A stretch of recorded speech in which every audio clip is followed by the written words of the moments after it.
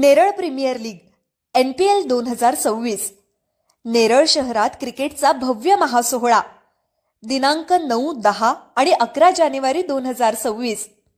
ठिकाण कोतवालवाडी मैदान नेरळ.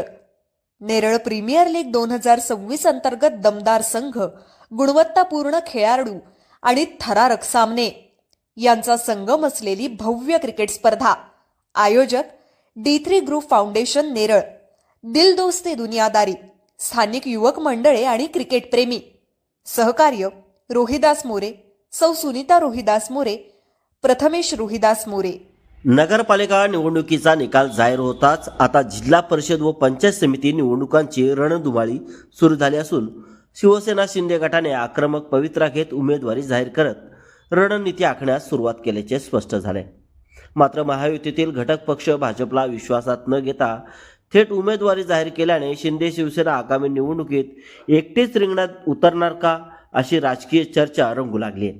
यामुळे ही भूमिका अंतर्गत कलहाची की जाणीवपूर्वक स्वीकारलेली एकला चलोरेची नीती आहे याबाबत तर्कवितर्क सुरू झालेत. कर्जत नगरपालिका निवडणुकीत शिवसेना भाजप महायुतीला मोठा फटका बसला तर राष्ट्रवादी अजित पवार गट व शिवसेना ठाकरे गटाने बाजी मारली. या पराभवाने भाजपमध्ये अस्वस्थता असून भाजपने आपल्या पराभवाचे खापर थेट शिंदे सेनेवर फोडले. त्यामुळे येणाऱ्या जिल्हा परिषद व पंचायत समिती निवडणुकात भाजप शिवसेना युती टिकेल की नाही याबाबत प्रश्नचिन्ह निर्माण झाले होते. अशाच पार्श्वभूमीवर कर्जत विधानसभेचे आमदार महेंद्र थोरवे यांनी आज शुक्रवार 9 जानेवारी रोजी कर्जत येथील शिवसेना कार्यालयात पदाधिकाऱ्यांची महत्त्वाची बैठक घेतली. या बैठकीला जिल्हा प्रमुख संतोष भोईर, तालुका प्रमुख सुदाम पावाली, भाई गायकर, गजू वाघेश्वर, शिवराम बदे, अंकुश दाबणे यांच्यासह मोठ्या संख्येने शिवसैनिक, पदाधिकारी व महिला वर्ग उपस्थित होता.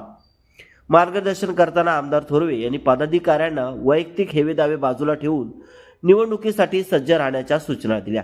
याच बैठकीत आंबिवलीजवळील माणगाव तर्फे वरडी जिल्हा परिषद वार्डसाठी अमर मिसाळ यांच्या नावाची घोषणा करण्यात आली असून त्यांच्या घरातून महिला उमेदवार दिला जाणार असल्याचे स्पष्ट करण्यात आले. तसेच माणगाव पंचायत समिती वार्डसाठी कोल्हारेचे सरपंच महेश विर्ले यांच्या नावाची घोषणा करण्यात आली. मिसाळ व विर्ले यांच्यात सुरू असलेला अंतर्गत वाद आमदार थोरवे यांनी उमेदवार जाहीर करून मिटवल्याचे चित्र दिसत आहे. विर्ले यांनी मध्यंतरी राष्ट्रवादीसोबत ही चर्चा सुरू केल्याची चर्चा होती. मात्र थोरवे यांनी पक्षातील नाराजी दूर केल्याचे बोलले जात आहे.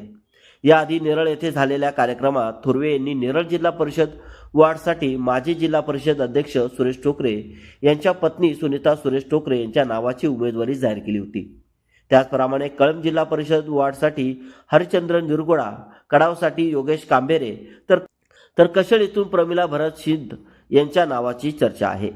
एकूणच कर्जत तालुक्यातील 6 पैकी 5 जिल्हा परिषद जागांवर शिंदे शिवसेनेने आपली उमेदवारी जाहीर करून जोरदार दावा ठोकलाय. इतकेच नव्हे तर बीड जिल्हा परिषद विभागातही शिवसेनेचा उमेदवार देण्याची तयारी सुरू असल्याचे संकेत मिळत आहेत.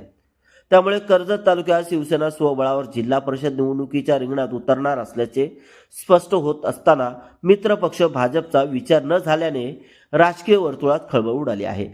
दरम्यान आजच्या बैठकीसाठी खालापूर, खोपोली, माथेरान व कर्जत येथील नवनिर्वाचित नगरसेवक व पदाधिकाऱ्यांनी बोलवण्यात आले होते. यावेळी खोपोलीतील काळोखी हत्या प्रकरणाचा उल्लेख करत येत्या 11 जानेवारी रोजी कर्जत येथील टिळक चौकात राष्ट्रवादी विरोधात निषेध आंदोलन करण्यात येणार असल्याची माहिती देण्यात आली. मंगेश काळोखे हत्या प्रकरणात राष्ट्रवादीचे रवी देवकर यांचे नाव समोर आले असून या प्रकरणी आमदार थोरवे यांनी याआधी सुधाकर घारे व भरत भगत यांची नावे घेऊन राजकीय वातावरण तापवले आहे.